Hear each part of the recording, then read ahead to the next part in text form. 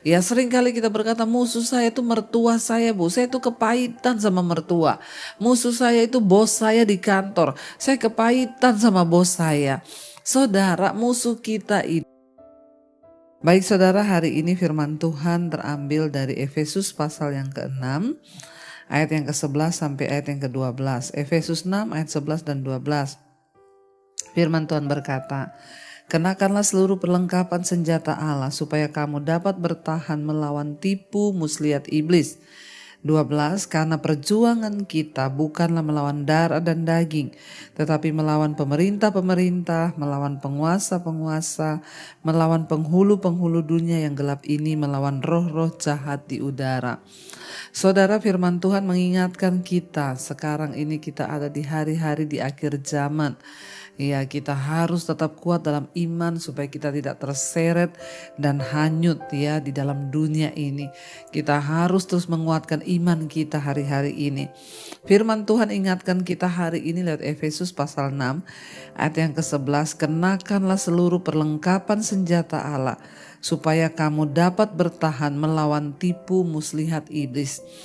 Saudara, peperangan yang terberat kita hari-hari ini adalah bukan melawan iblis yang jelas-jelas menyerang kita. Sebab iblis tidak bisa kita lihat, serangannya pun kita tidak bisa lihat. Tetapi dikatakan di sini kita harus menggunakan seluruh perlengkapan senjata Allah supaya kamu dapat bertahan melawan tipu muslihat iblis. Iblis itu cara bekerjanya dengan apa? Menipu, saudara.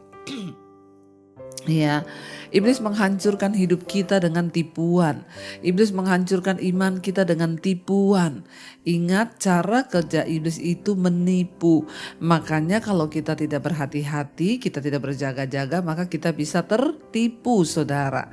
Ya, dikatakan di sini supaya kita dapat bertahan melawan tipu muslihat iblis. Kalau iblis itu nyata-nyata menyerang kita, maka kita pasti tahu dan bisa mengenal dan berjaga-jaga.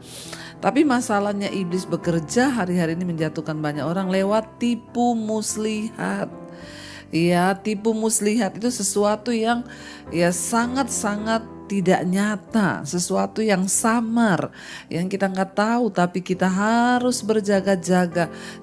Sebab iblis itu licik, dia penipu, dan Alkitab berkata iblis itu bapa dari segala penipu.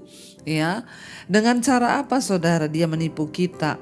Lewat pergumulan, lewat persoalan, ya, dan yang terutama di sana dikatakan, kenapa ayat 12 dilanjutkan dengan kata-kata berkata begini, karena perjuangan kita bukanlah melawan darah dan daging, tetapi melawan pemerintah-pemerintah, melawan penguasa-penguasa, melawan penghulu-penghulu dunia yang gelap ini, melawan roh-roh jahat di udara.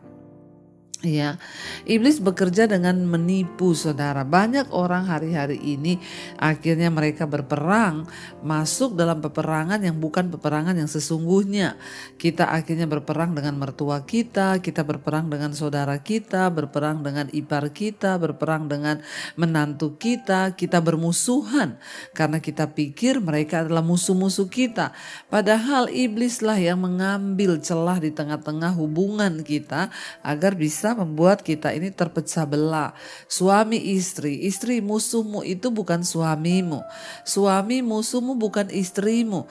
Tapi dengan jelas firman Tuhan berkata di sini, perjuangan kita bukan melawan darah dan daging. Artinya bukan melawan manusia.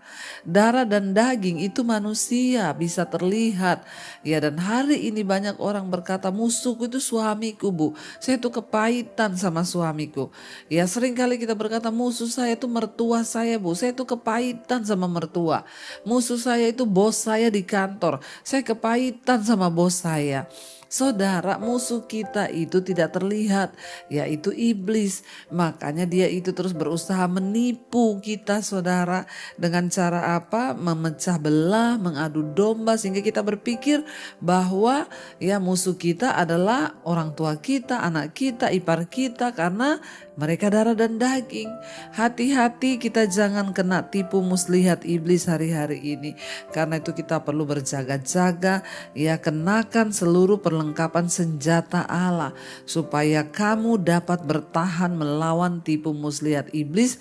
Dan ingat, ya, perjuangan kita bukanlah melawan darah dan daging, Bukanlah melawan manusia, bukan melawan iparmu, bukan melawan orang tuamu, bukan melawan anakmu, bukan melawan menantumu, bukan melawan bosmu, tapi perjuangan kita melawan pemerintah-pemerintah, melawan penghulu-penghulu, penguasa-penguasa, dan melawan roh-roh jahat yang ada di udara. Ya, jadi iblis itu ada tingkatan-tingkatannya saudara. Ada pemerintah-pemerintah di udara, penguasa di udara, penghulu dunia ini yang gelap, dan juga ada roh-roh jahat di udara. Nah, roh-roh jahat ini menghinggapi orang. Roh-roh jahat ini menghinggapi iparmu, roh jahat ini menghinggapi suamimu. Makanya ada ibu yang berkata, suamiku itu loh bu selingkuh terus karena dia dihinggapi roh jahat. Ya makanya dia begitu. Dan peperangan ibu bukan melawan suamimu, tapi roh jahat yang ada di dalam suamimu itu. Bagaimana caranya supaya kita menang? Tetaplah doakan. Doakan suamimu, doakan istrimu, doakan musuhmu, doakan siapapun yang menganiaya kamu. Karena dengan cara itu kita bisa mengalahkan tipu muslihat iblis. Tapi kalau kita terpancing hingga kita berantem pada akhirnya bercerai, ya kita berarti masuk dalam jebakan iblis. Hari ini biarlah kita mau lebih lagi peka saudara.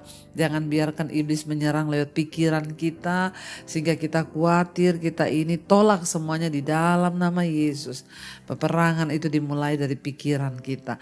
Kalau kita bisa menaklukkan setan lewat pikiran kita, maka pasti kita akan mengalami kemenangan juga di dalam alam nyata yang sesungguhnya. Karena itu tetaplah kuat, kenakan seluruh perlengkapan senjata Allah supaya kau dapat bertahan melawan tipu muslihat iblis.